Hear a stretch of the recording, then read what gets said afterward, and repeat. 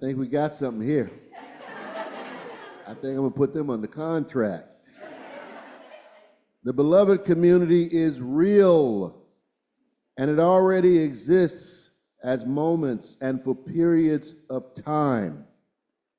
It is an inspiration we experience and an aspiration we seek. I love this. It means that beloved community is here now and later. Now and later, my favorite candy. If you want to get me something, now and later. And I know this to be true now more than ever before. I think this is my first time preaching since my wife transitioned. It's good to be here with you.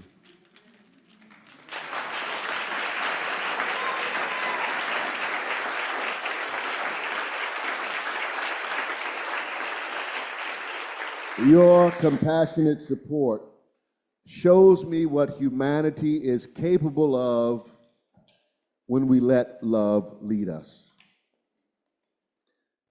And I want you to know something. I have something I want to share with you. This is a bag that is about 5 pounds. Over the last 2 years, these are the cards that you all sent to me and my wife. And I'm going to leave it up here so after church you can come and get a bicep workout because it's pretty heavy. That is beloved community. All your condolences, your love and support. But as I said in memorial service, don't send me any more food. And I want you to know I'm good. I'm in a good space spiritually. I feel good. I think I look pretty good.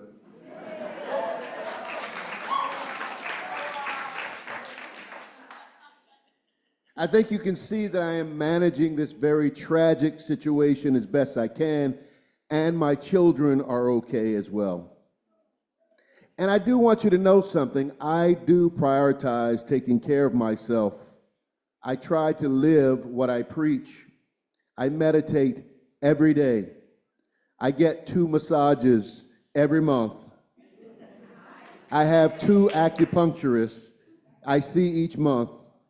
I go to a therapist once a month. I have a support group of 7 really good ministers in the local area supporting me. I have a new committee on ministry that's just starting. I have a somatic coach, a behavioral therapist coach who has 3 PhDs, and I have both of them on speed dial. I see my doctor regularly. I'm due for a checkup. I eat mostly healthy food. And on top of that, I take about 15 supplements a day. So I know that if I'm tired after all of that, I rest. And not to mention, I have 3 months of leave to use. So why am I telling you all this? Well, because you can let me be your minister, your pastor. You can trust that I know how to take care of myself. I do my best, as I said, to walk my talk. And so you should know that I can and will be your minister for this year fully. I'm back.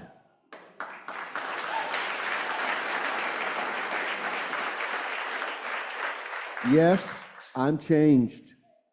Yes, I'm still grieving. I cry more now. But I can do more than one thing at a time. And I can feel more than one thing at a time, just like you. So yes, I still want your hugs and your empathy, not your food. And by the way, this is my thank you for the cards. I will not be sending thank you letters. I don't know how they did it back in the 1900s. I really don't. I think my grief process was sped up partly because of what I do for a living and partly because of my spiritual practices, and I think about death a lot.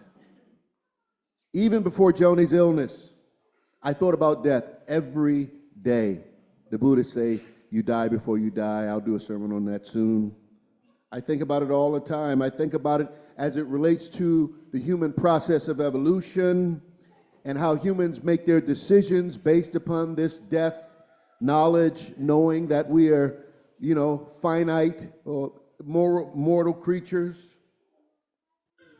So this contemplation has helped me develop an understanding of life that I believe is resilient, hopeful, and positive. And I don't believe that death is the end. As I shared at the memorial service, I am clear that Joni is still alive and close to me and continues to visit me. Friday, when grieving, rehab your house. So I decided to do a bunch of rehab projects at the house. And Mackenzie, my stepdaughter, came to me and says, you're lucky you can do this now because Mom would probably not have approved of all of this. And I said, well, she's not here.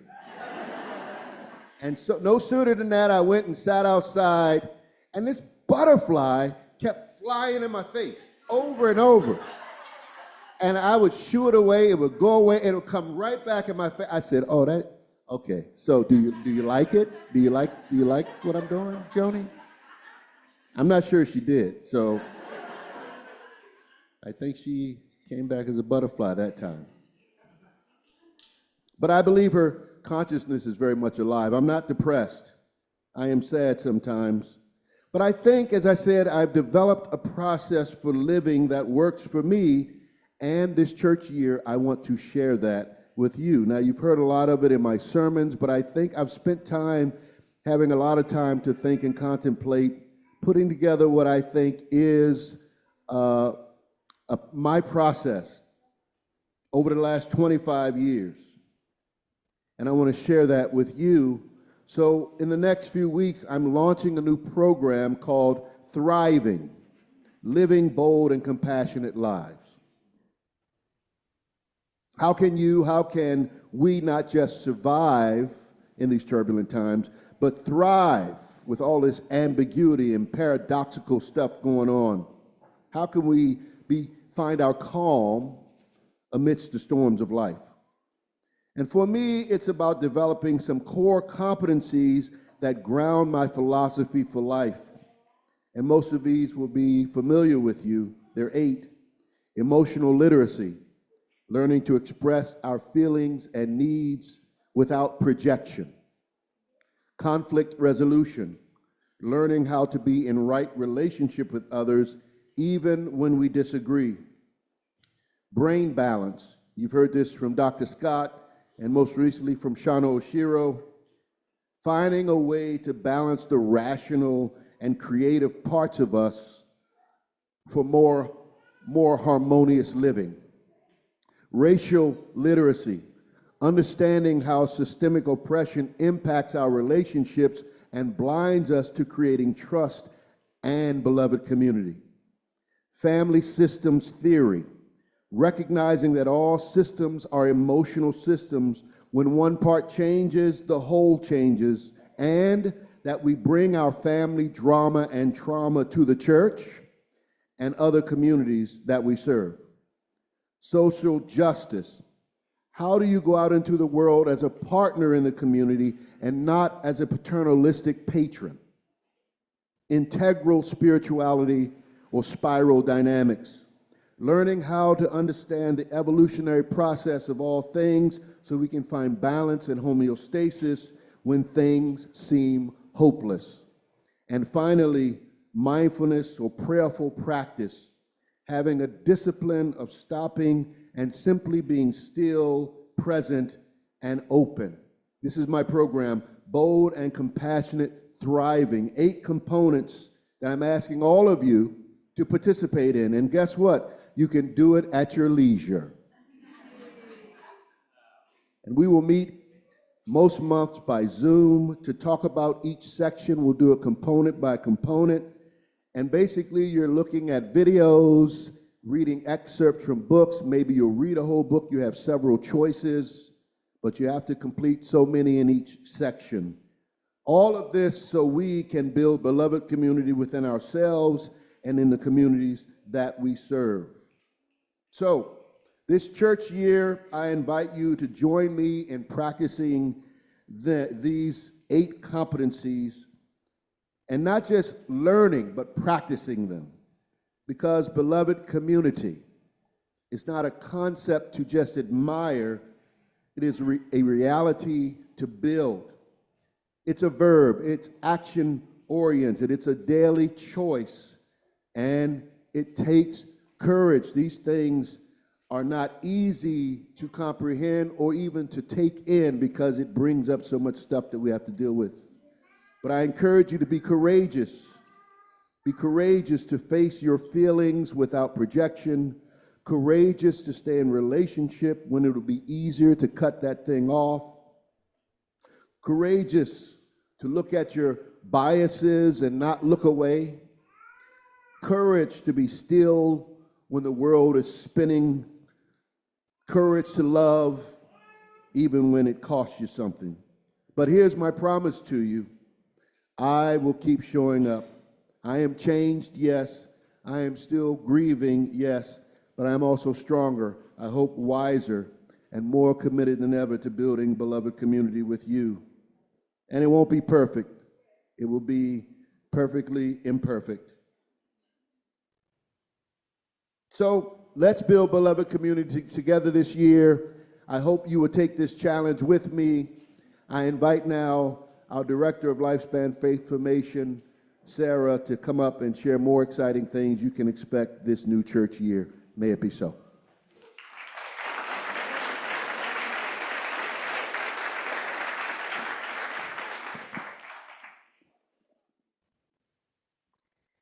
As your Director of Lifespan Faith Formation, I have the joy and the privilege to journey alongside you as we explore all that it means to live lives of depth, purpose, and compassion. Faith formation is not just for children and youth. It's the lifelong work of us becoming who we are called to be. That is lifespan faith formation. So I'm just asked to share a few highlights of this vibrant year ahead with you. Our Coming of Age program is back. It's underway for our 8th and 9th graders. These youth will explore their personal beliefs, travel to Boston to connect with our UU heritage, and share their credos, living belief statements, personal belief statements, in a culminating worship service in the spring. So that means bake sales and book swaps are back. Our high school youth are thriving. As you saw, highlights from Puerto Rico. The application period just opened for our paid youth leadership program. Youth retreats and outings are already on the calendar, and be sure to mark your calendars for Saturday, October 25th for the return of Haunted Woods. Created and hosted by our youth. Sure to be a spooky time. Speaking of high school youth, I wonder if you were in high school, if you would mind raising your hands just to let the congregation know they are amongst you. Sound booth, that's you too? Awesome, thank you. Our junior youth group, that's middle school, is gaining energy too, with an October camp out here at UUCA, planned to deepen their connections with one another and their faith. And here's the big news. We are launching Heart Song Nature Preschool. Beginning registration this January for the 2026-2027 school year. This Waldorf-inspired, that's a philosophy if you're interested in Googling it. It's a nature immersive program, and it's been a dream for many years coming. I remember before the pandemic, 2 to 3 years before the pandemic, talking with Reverend John about bringing a preschool to the church before I worked for the church. It's been coming, it's here. So, join us for the Autumn Service Day on Saturday, October 4th to help prepare our outdoor classroom space, help with projects, and support this exciting new ministry. Now, turning to some additions to our adult programming. So we're offering a new Wellspring experience this year called Spiritual Reflections. There's 2 in-person groups meeting twice a month for deep listening and shared wisdom. The Realm event is posted and is taking registration right now, and if you're struggling with it, feel free to email me or ffassistant@uuannapolis.org. I'm planning 2 new spiritual retreats this winter too. A women's retreat off-site and a day-long all-gender retreat here at UUCA. And our Soul of Aging retreat will also return this spring. All of this is on top of the many middle-hour programming that we bring to you every Sunday. This year, we're also setting a bold and necessary intention to more and deeply embody our 8th principle by engaging in the lifelong work of anti-racism and collective liberation. So, starting in September, the 2nd Sunday of each month will be a Mosaic Sunday. Mosaic is the UUA's term for justice work, anti-racism work specifically, as a response to the call of widening the circle of concern. It was a 2020 report from the Commission on Institutional Change. This is the UUA's response.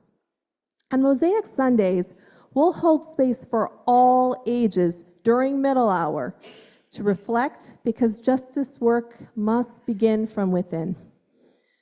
So you can join us for the kickoff session on Sunday, September 14th, where many of our justice partners in the community will be present to share their work.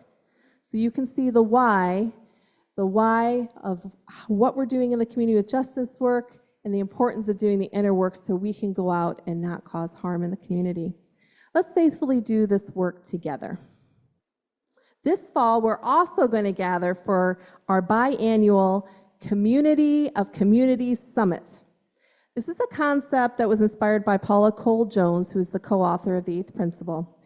We recognize that UUCA is a tapestry woven from many smaller communities, smaller groups, each with its own voice and its own value. The next summit is Friday, November 15th, and its theme is Bridging Communities, Building Unity. So each group at UUCA is encouraged to send a representative, or 2 or 3, as we refined our aspirational Sunday morning covenant and bridge our communities together at this summit. You just heard that Reverend John is launching a new adult program, Thriving, Living Bold and Compassionate Lives. We're echoing this theme through all ages. So our youth are going to explore living into bold and compassionate lives. They're going to draw inspiration from stories in a book called Holy Troublemakers and Unconventional Saints, folks who are up to good trouble, and learning life essential skills. So if you have a life skill to offer, like cooking or knitting or looking what's under the hood, see me. For our children, we're offering Growing into Bold and Compassionate Lives with a focus on emotional intelligence, nonviolent communication, and connecting to the earth. Friends, this is a dynamic and transformative year at UUCA. The spirit of learning, growth, and justice is amongst us. So let us journey together as we grow our souls and care for one another and shape a more just and loving world. Let us build beloved community together. Thank you.